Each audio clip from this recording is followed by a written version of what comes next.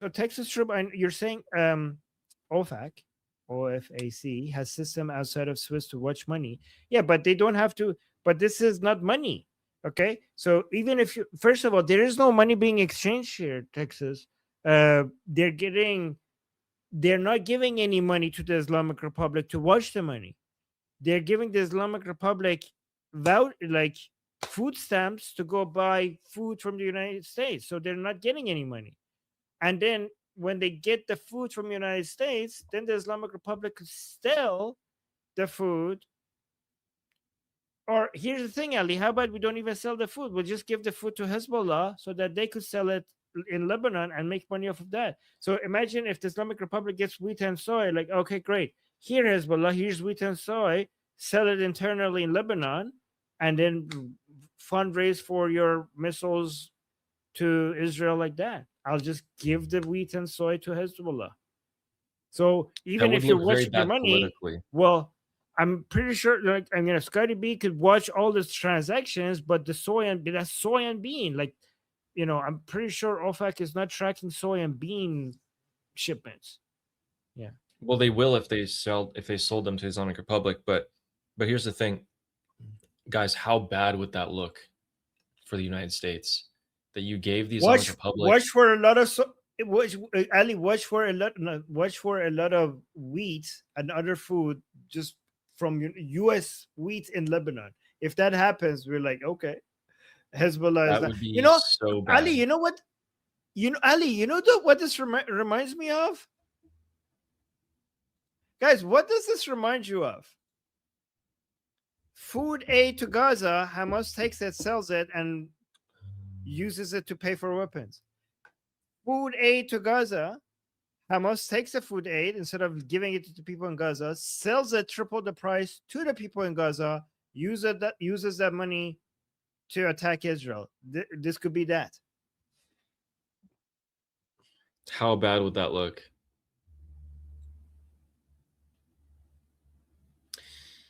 Yeah, that would look really bad. Maybe how bad it would look would be a deterrence because the United States will crack down on them. So I don't know. What's to stop them from doing that? Nothing. I think President Trump, because like if you ask them, like, okay, if you find out that we're gonna do that, we're gonna bomb the shit out of them back to the Stone Ages, maybe something like that. But then Yeah, it's that's like what then he's the gonna say. question would be like, what are you? What are you? Like, yeah. Yep. Well, he can't because then it would kind of derail the talks, wouldn't it? So, Cyrus Angel is talking about this deal. And I just read this and makes an excellent point, and I'll give you guys the point. The administration, the U.S. administration, wants to open the strait, but it knows that it's not a good deal. But it thinks that the alternative, meaning that the strait is closed, or the U.S. being forced to open the strait with military force, is worse than this deal that they're making right now. It's very unlikely that the regime's actions can derail the interim deal at this point. He means that whatever the regime does, they will still carry on with this deal. The US will still do this deal because it wants the strait open that bad. The regime knows this. The regime knows that America will do anything. They'll turn a blind eye, look the other way to whatever the regime does at the moment. And so they're going to maximize, the regime is going to maximize their gains. The real issue is over the comprehensive deal, the final deal, the nuclear issue. If this is going to keep on continuing, the Americans look the other way, the regime keeps on maximizing its gains during this period, then during the next period, when they have to negotiate the nuclear issue, the comprehensive deal, well, the Islamic Republic just got leverage. They got all this leverage. So by design, the final deal is going to be worse if we keep going like this. The Americans will have less leverage if this is continuing. The comprehensive deal will most likely not be better than the JCPOA, and the regime will get a patient pathway to the bomb if we continue like this. Yeah. So, That's a good all right. point. Well, with that, let's finish off the super chats. Okay. Let's see here. Bum. All right. We got Nail Bunny saying, sorry, I posted 7 minutes ago on Iran International, so I thought you guys couldn't have seen it. I was getting ready for bed and missed it. It's late here and I'm thick. No, don't apologize. No, what the hell? Nail Bunny, are you still here? You're always very helpful. Don't say that. And Fleshy Interloper saying, what is Ghalibaf's polling numbers? They wouldn't even want that. I don't think Ghalibaf himself would want for people to start polling having numbers like in Iran, -5%. So, but if Ghalibaf was in charge, it would be like 90%. So, polling numbers, as in the support from the Iranian people. I mean, they never considered the Iranian people as people, so let's just say regime supporters. So, okay, so I think his polling numbers are between 20 to 25 people, not percent, individual people. Okay. I was going to say that's very generous. Right. So yeah, Ghalibaf's polling numbers in Iran is something between 20 to 25, not percent, individual people that you could count. Yeah, like his family. Right. Yes. Exactly. Okay. Thanks, Fleshy Interloper. And oh, who's that? Look at that profile picture. Oh wow! Yeah, I saw this in the previous chat. Look at that! I look so good. I look so good. Yeah. I have a suit. Should we wear suits? Ooh. You know, I didn't like suits until your shadow, this account, put me in a suit. I'm like, holy fuck, that guy looks good.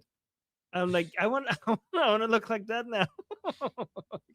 So I'm gonna try it. Yeah, maybe. Okay, yeah, let me know, and then we can just wear suits. Yeah.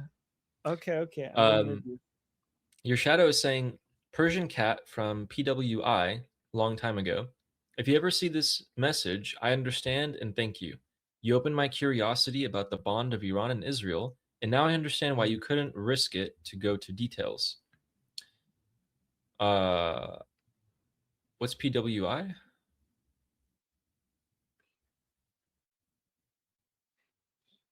So I think this is not meant for you and me. I think this is out in the world. So in case she sees that, this is a message not for you and me, Ali. This is a message from somebody else, for somebody else. Persian cat. This is the way that. Yeah. Yeah. Okay. Hope they see it. Hopefully they see it. That's a beautiful message. And Amy saying YouTube won't let me super chat ? No, it went through. You did it. You went through. And then I think they also asked me in chat right now, Ali, can you show video from Iran International English here on your show? Yeah, which one? Let me know. And Fleshy Interloper saying 10. Oh, 10. 10. We got confetti because of Fleshy. No, that was the 10 super chat. That was that's the confetti moment. The goal has been reached. And then yes. Do we do anything for you guys? You guys decide. Within reason. Oh my god! Wait, shh! Don't give them ideas. Then I have to do something every time we reach 10. Like no. Guys, we get confetti. With 10, we get confetti. Okay, Ali, stop giving them ideas. Maybe I'll do something. I don't know. Okay, fine. And Tractor saying, "I'm really scared of Islah Talabo. Now worried." Yes, they're the worst.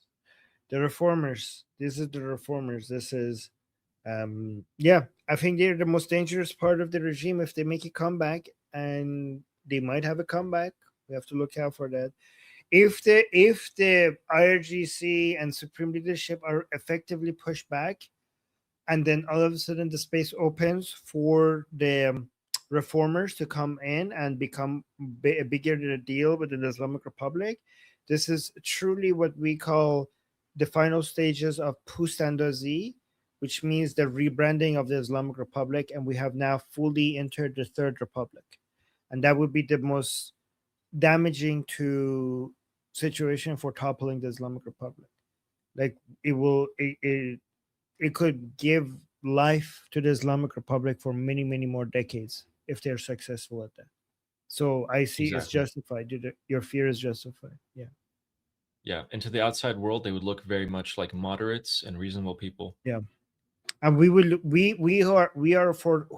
people who are for toppling the Islamic Republic, we will lose so much support. We will lose so much support because a lot of people will look at the Islamic Republic and we're like, this is not that bad. Things have improved. So that all the calls for regime change, a lot of it would die out. And David Jones here saying, I effed up the last super chat, lol. Have you guys read the reports about a lot more tankers passing Hormuz by turning off their AIS transponders? I did, but it's hard to say how many they are. If it's in the, if it's less than 10, more than 10, I don't know.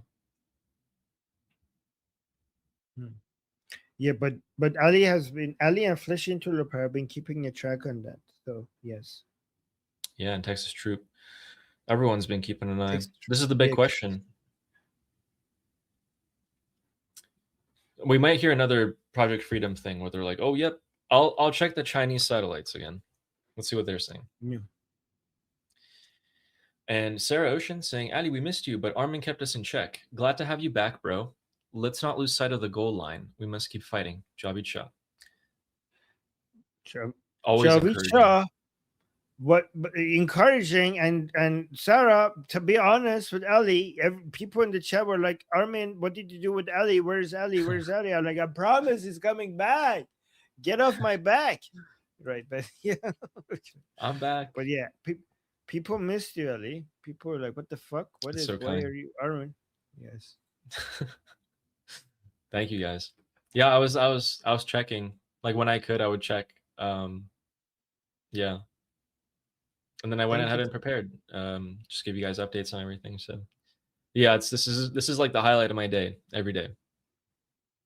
Oh. Which it's been over a month now. It's been we started streaming like early May. And then yeah, it's been like a month and a week or so. Dang it, but I did miss a day. Now I can't be like, oh, we did it every single day. Thank you, Sarah. No, that's okay. Really kind. Can't go on every single day. True.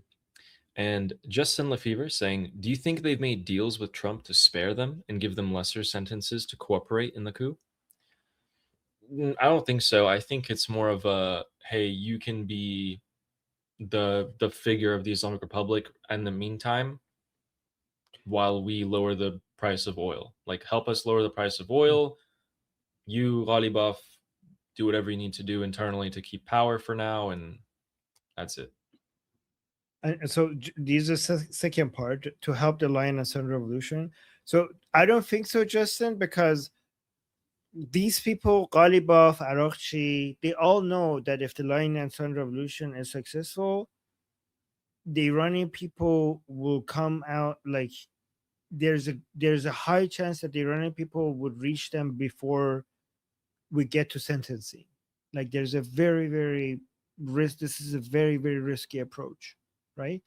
I think that the deal with Trump right now is for Trump not to kill them, or and also tell the Israelis not to kill them. That's the deal. Like, you do this, or else I will go to military operations and you die, right? So when somebody has a gun on your head, there's not that much room for negotiation. So Justin, I think that they're thinking more immediate term than long term. When somebody is short term in danger, it's hard for them to make long term plans like that. And I think Ghalibaf thinks that they're more immediately in danger. They're just trying to survive the next 48 hours. Agreed. And then Texas Troop. Yeah, Texas. I start this. Texas Trooper saying, "Is there anything you and Ali would like me to track specifically? I would like tracking of the internal politics of the U.S. with regards to the Iran situation. So the infighting, the disagreements, who has the upper hand, if that could be tracked, that would be great. Yes, if Yeah. possible. Yeah, thank you. And then last thing before we go, do you know who remember Hemmati, right? The head of like the banks in Iran? Yeah, Matia. Central Yeah, so he Bank came out today was a reformer. and he said today, based on the signed notes, there is no obligation to purchase agricultural inputs from the US. If the quality of American goods are more suitable compared to other countries, there's no problem with purchasing from America. But in principle, in recent year, the agricultural jihad's purchases have been through large American and European countries. He's just saying we don't have to buy from America if we don't want to. Okay. Interesting. That's the head of the central bank of the Islamic Republic of Iran. Said that today. So that's just them trying to sell this internally right now within Iran to the Islamic Republic followers. That sounds so weak. We'll see. If them look at this, guys, the head of the bank of the Islamic Republic is saying, like, we might buy American food if it's good quality. We'll check. Fuck these guys. Fuck these guys, right? Look at them. They just, after like their supreme leader dead and them going bankrupt, like they're starving. These fuckers are starving, right? My name is Armin Navabi. I'm an Iranian political analyst with decades of experience fighting the Islamic regime inside and outside of Iran. Make sure you follow me for more, and also make sure you join our discussion group. I'm there almost every single day. Come talk to me there and the rest of the people there in our group calls. It's a great place to meet and talk to people who like talking about politics. The link is in the description and or in the bio. You could also get there by scanning the QR code on the screen. See you there.